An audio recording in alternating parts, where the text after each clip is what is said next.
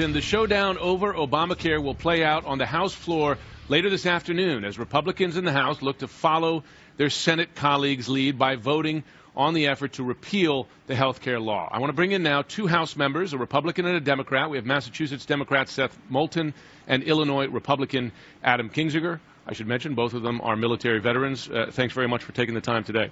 So I'm going to start with you, Representative Kinzinger. All right. You're a Republican? Yeah.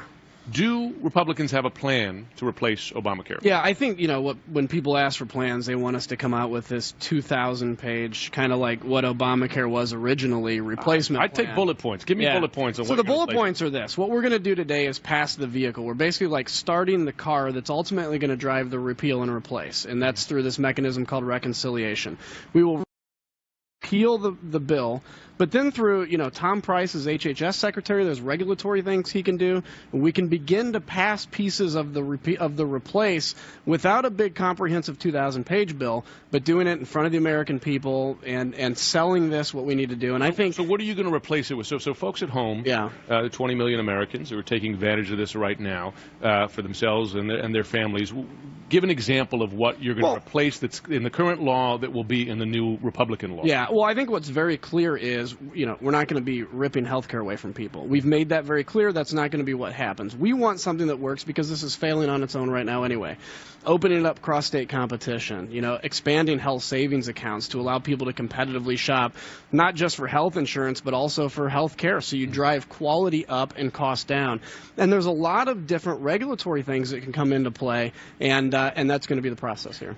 I'd like your reaction. Do you think that's a reasonable replacement? Will it work? I think, with all due respect to my colleague and friend Adam, it's a very eloquent way to say we don't have a plan. Mm-hmm. And the car that we're starting to drive here, the Republicans are starting to drive, to borrow your analogy, is going to drive 20 million Americans off a cliff with no health care.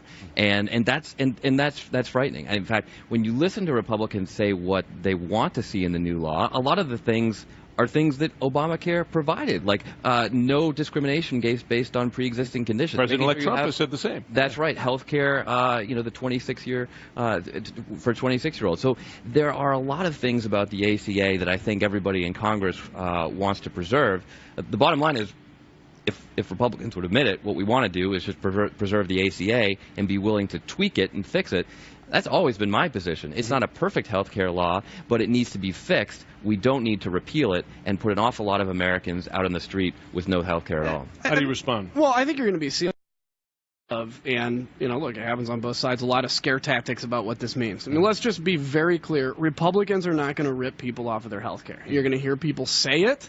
It's not going to happen. And so what we want to do is, look, I have farmers in my district that called me and said, my premiums skyrocketed and my deductible's like $10,000 or $15,000. So in essence, I don't even have health care because I'm paying that deductible every year. And so it's failing on its own. So let's fix it. Let's make this work. Okay, on to another topic, because you, as members of the House, were given a classified closed session briefing today on the latest intelligence regarding Russian meddling in the election. I know this goes to classified information, so I'm not going to ask you about details. I am going to ask you about your impression. As you left there, are you more convinced of the seriousness of Russian meddling in the election? I'll start with you, Congressman Moulton.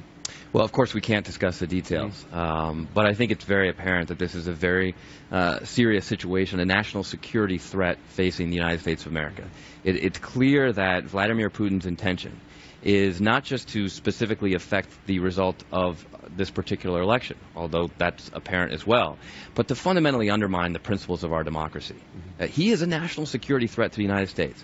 And I think that's why you see Democrats and many Republicans in the Senate confirmation process making such a big deal about whether these Trump nominees are willing to stand up to Russia. Russia is not our friend. Russia is an enemy of the United States of America, has been for a long time, and is even more so under Vladimir Putin. Congressman Kinzinger, President-elect Donald Trump has been almost dragged kicking and screaming, right, to say definitively, he now says, I think Russia was behind the hacking, but also just to describe it as a major problem. Are you comfortable with how the President-elect views this issue? Does he view it seriously enough? Is he taking it seriously enough? It's coming along. I've been very of how he's viewed it up to this point. And, look, I think what actually happened, and, the problem is a lot of people try to throw cold water on Trump's presidency because of this. They didn't hack the election totals.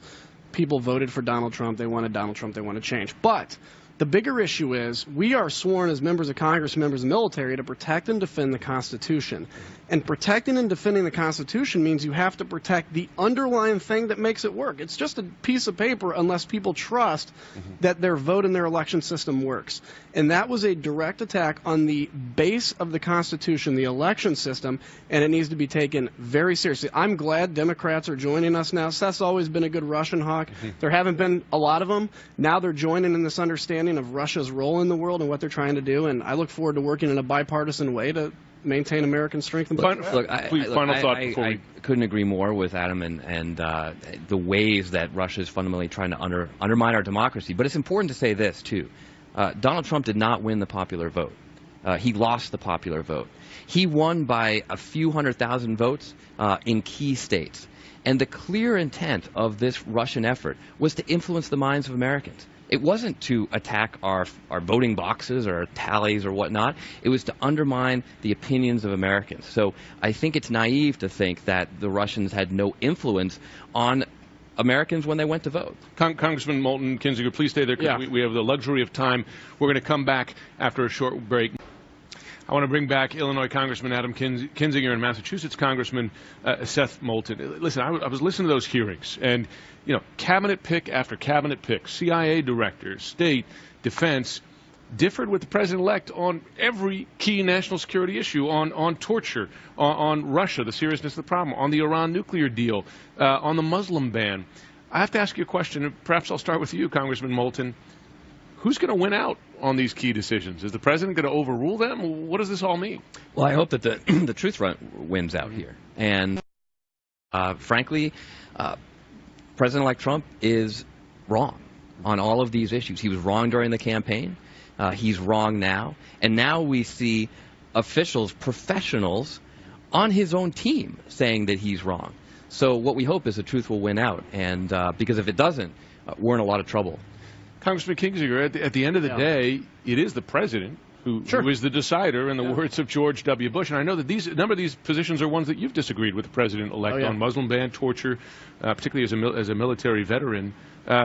Do you have confidence that his cabinet officers are going to be able to, I don't say overrule, but convince him to change his mind on these issues? Well, we don't know. And again, ultimately, he was elected president. He's going to be the one that makes these decisions. This is heartening to me, though, to see people out there not scared to disagree with Donald Trump. I'm sure they've talked to people in the administration about the testimony and what to say. And so the information they were given is, hey, you don't have to fear disagreeing with the president-elect. And if you disagree on issues of Russia or whatever else, say it and we'll support you. And we hear people that know Donald Trump that says he likes to put competitive positions around himself and learn from them. Now, we'll see when he's president how that plays out. But for me, as a Russia hawk, somebody that's concerned with what Russia's doing, I was very heartened by these hearings, and I think it hopefully reflects well on the incoming president. Congressman Moulton, you voted against a waiver for General James Mattis. This is a law that's been in place for decades that requires a military officer to be out of uniform for 7 years before becoming defense secretary. And historically, they've only done it for one, George C. Marshall, before. It's kind of getting forgotten, I think, in all this debate.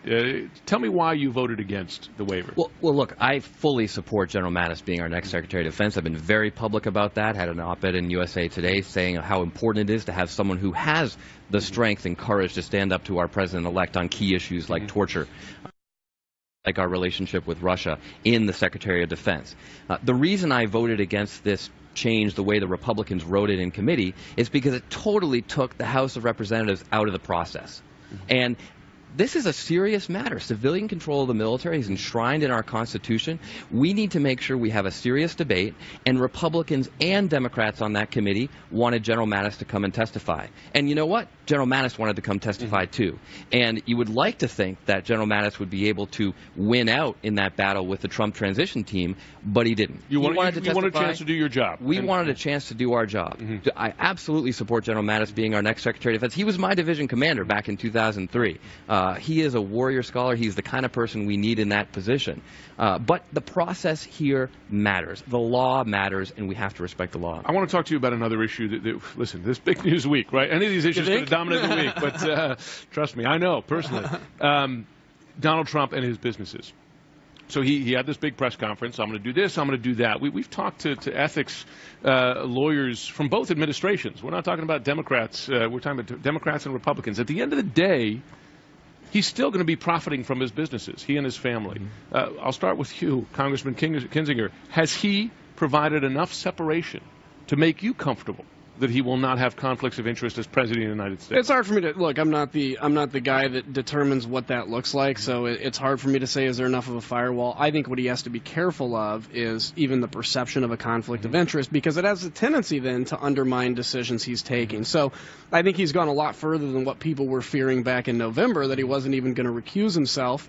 And I think, look, it'd be very smart of him, and I trust that ultimately he'll do whatever is necessary to make sure he's not undermining his, in essence, authority as commander-in-chief with a perception of conflict of interest. But in the reality, look, this business is going to continue to be named Trump.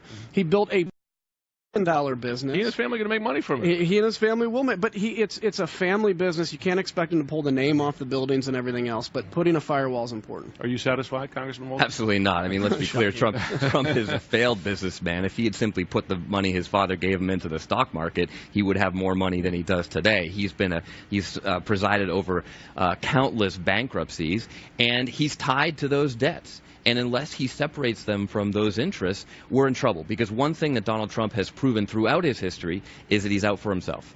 You can call Trump a lot, but I think failed businessman. He's a wealthy guy, and he's whether failed or successful, the question is it right for the highest office in the land to keep in effect those businesses while he's leading? But I know that this is going to be a continuing debate. I want to thank both of you for joining me today. It's great to be able to talk on so many topics.